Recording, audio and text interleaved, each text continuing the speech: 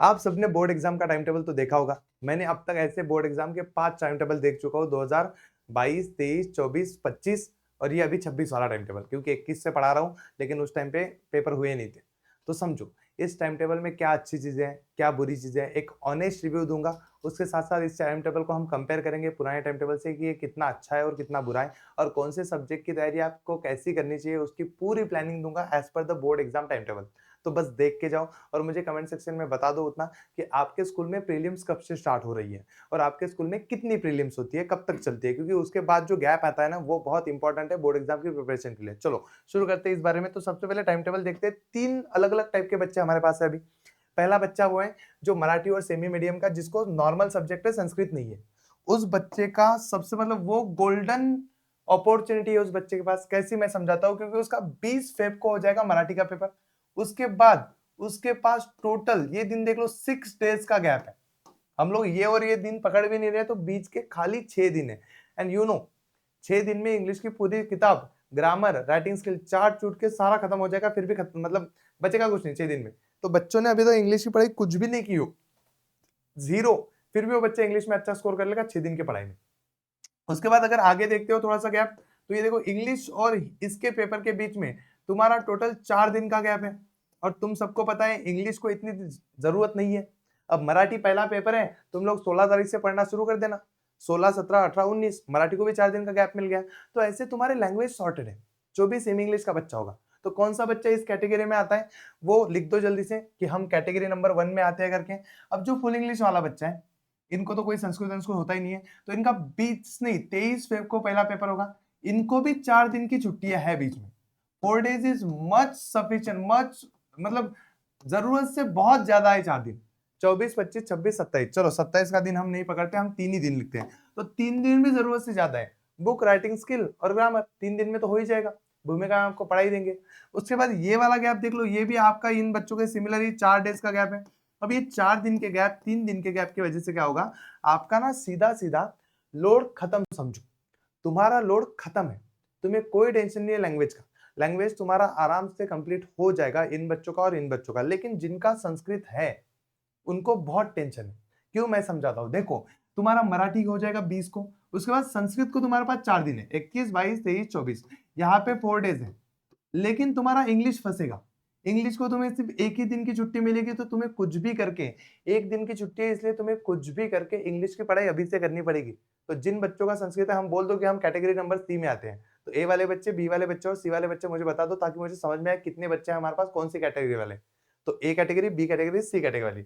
अब ये देखो संस्कृत है, संस्कृत के बाद तुम्हारा एक दिन के बाद इंग्लिश है, तुम्हें इंग्लिश की पढ़ाई अभी से करनी पड़ेगी, सारी चीजें समझनी पड़ेगी, क्योंकि एक दिन में इंग्लिश की पढ़ाई उतनी होगी नहीं। अब उसके बाद आता है हिंदी। अब जिन बच्चों का संस्कृत है उसमें से 50% बच्चों का पूरा संस्कृत होगा, तो उनको हिंदी है ही नहीं।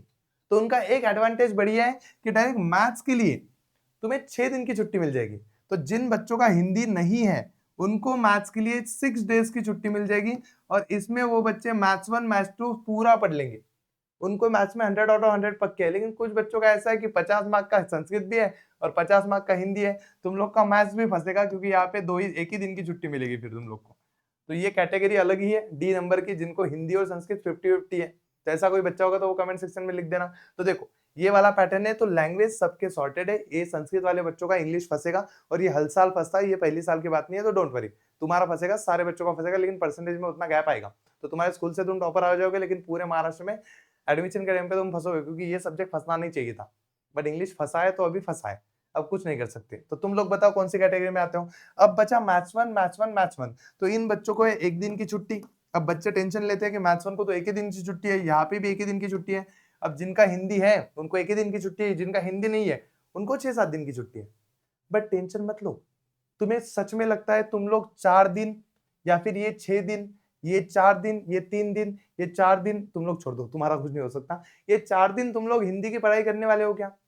पूरा 4 दिन हिंदी को लगता है क्या? नहीं ना। तो तुम लोग ये याद रखो कि कुछ भी हो जाए, इस 6 मार्च के पेपर की पढ़ाई हमें हिंदी के गैप में ही करनी है। कौन से गैप में करनी है? हिंदी के गैप में ही करनी है। हिंदी का गैप और उसके पहला गैप।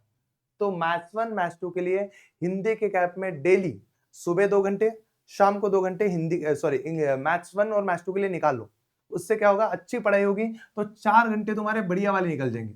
तो 4 से 8 जो चीजें नहीं आती उनको करने के लिए, जो इंपॉर्टेंट है उनको करने के लिए तेज 4 घंटे निकालना शुरू करो। मैं खुद महायज्ञ लूंगा उस टाइम पे, तो उस टाइम के लिए मैं सारी चीजें समझा दूंगा तुम्हें। तो याद रखो ये 4 घंटे निकालने ही पड़ेंगे, तभी तुम्हारी मैथ्स की पढ़ाई अच्छी होगी।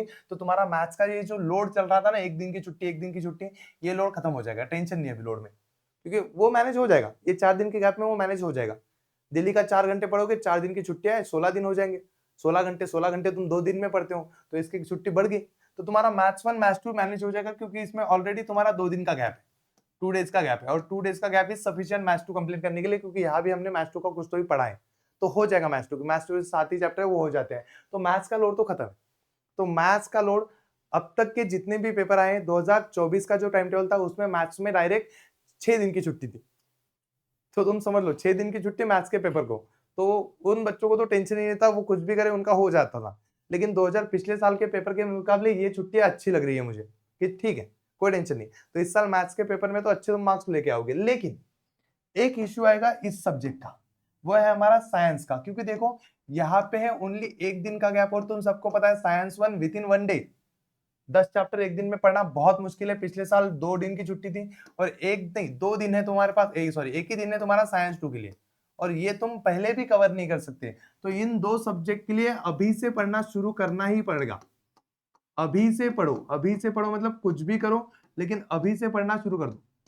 अभी कोई ऑप्शन ही नहीं है। मैथ्स और साइंस के लिए बहुत बच्चे पहले से प्रिपरेशन करके रखते हैं। अब इस साल मैथ्स का तो हो जाएगा, एंडिंग एंडिंग में तुम लोग अच्छे से अभी से पढ़ लोगे तो हो जाएगा, लेकिन साइंस के लिए उस दिन पे टाइम है ही नहीं। तो तुम्हें कुछ भी करके सारे इंपॉर्टेंट क्वेश्चन, सारे पीवाईक्यू, सारे न्यूमेरिकल, सारे आने वाले क्वेश्चन अभी से याद करके रखने पड़ेंगे, कि उस दिन पे रिवीजन करके तुम डायरेक्ट निकल जाओ, या फिर मैराथन देख के डायरेक्ट निकल जाओ। ये करनी पड़ेगी चीजें। अब 16 मार्च और 18 मार्च क्या होता है, तो ये देखो ये 2 दिन की छुट्टी है, 2 डेज। तो 2 डेज में हिस्ट्री तो आराम से हो जाएगा। तुम लोग को पता है हिस्ट्री और पॉलिटिकल साइंस के टोटल 14 चैप्टर है, तुम लोगों ने पहले से अगर पढ़ के रखे तो हो जाते हैं। जियोग्राफी के लिए एक दिन सफिशिएंट है, क्योंकि 9 ही चैप्टर है, 9 छोड़ 8 ही चैप्टर है, पहला चैप्टर तो है भी नहीं हो कैलकुलेशन में, तो ये भी सफिशिएंट। तो इस साल फंसने वाला सब्जेक्ट है ओनली साइंस, एक ही सब्जेक्ट फंसेगा। पिछले साल 3 सब्जेक्ट फंस रहे थे, कोई तो भी हिंदी था शायद, और 2 सब्जेक्ट थे, लेकिन इस साल ना हिंदी फंस रहा है, ना साइंस फंस, ना मैथ्स फंस रहा है, बहुत सारा अच्छा अच्छा है। तो ये टाइम टेबल इस साल का सबसे बढ़िया टाइम टेबल है। पिछले 2-4 साल से सबसे बढ़िया टाइम टेबल इस साल आया है, कि एक ही सब्जेक्ट फंस रहा है, वो है साइंस, बाकी सारे सब्जेक्ट सॉर्टेड है। तो कोई टेंशन नहीं, सबकी पढ़ाई डिटेल में सारी आसानी से हो जाएगी। बस तुम लोगों को एक चीज करनी है, कुछ भी करके साइंस अभी से पढ़ना शुरू करना पड़ेगा। और तुम्हें अगर साइंस के लिए कुछ भी चीजें चाहिए तो मुझसे मांगो, मैं तुम्हें यूट्यूब पे अवेलेबल करा दूंगा, सारे वन शॉट अवेलेबल है, सारे पीवाईक्यू दे दूंगा, सारी चीजें कर लेंगे, और सभी चीजों को डिटेल में पढ़ेंगे जैसे हम स्कॉलर्स बैच में पढ़ रहे हैं। ठीक है, तो तब तक पढ़ते रहो, कुछ रहा तो बताओ। This is my honest you. जय महाराष्ट्र।